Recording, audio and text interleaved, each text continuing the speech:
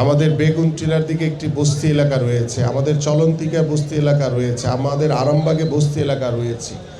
আমরা সবার আগে এই অসহায় মানুষগুলোর কাছে আমরা ফ্যামিলি কার্ড তাদের প্রত্যেকটি পরিবারের নারী কিংবা মায়েদের হাতে আমরা পৌঁছে দিতে চাই। অনুরোধ করছি, পাশাপাশি আপনারা সবাই জানেন যে আমরা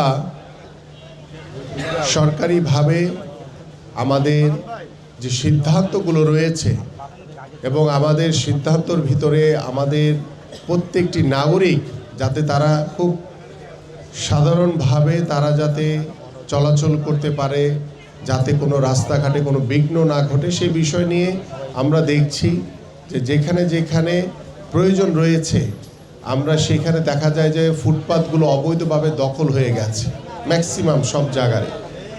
সেই জায়গাগুলো আমাদের নেতৃবৃন্দরা, আমাদের যারা রয়েছেন প্রশাসনের সবাই মিলে আমরা চেষ্টা করছি এবং যারা ফুটপাতগুলো দখল করে বসে আছে তাদেরকেও বুঝিয়ে আমরা চেষ্টা করছি যাতে আমাদের সাধারণ মানুষ যাতে খুব নির্বিঘ্নে আমাদের সন্তানরা যাতে নির্বিঘ্নে স্কুলে যেতে পারে, আমাদের কলেজগুলোতে যেতে পারে, এই জন্য আমরা যাতায়াতের এই যে রাস্তাগুলো সেগুলোকে আমরা চেষ্টা করছি দখলমুক্ত করার জন্য। এবং এটি নিয়ে ইতিমধ্যে আমাদের কার্যক্রম শুরু হয়েছে, আপনারা সবাই জানেন। এবং পর্যায়ক্রমে আপনারা জানেন যে আমাদের সরকারের যে নীতিগত সিদ্ধান্ত সেই সিদ্ধান্ত অনুযায়ী আমরা কাজ করছি। এবং আমরা ইতিমধ্যে আপনারা ফ্যামিলি কার্ডের কার্যক্রম দেখেছেন শুরু হয়েছে এবং আমাদের এই পল্লবী রূপনগরও ইনশাআল্লাহ খুব দ্রুত সময়ের ভিতরে আমাদের সমাজসেবা অধিদপ্তর থেকে যারা বাড়িতে বাড়িতে গিয়ে তথ্য কালেকশন করবে যে আমাদের কাদেরকে আগে ফ্যামিলি কার্ড দেওয়া দরকার।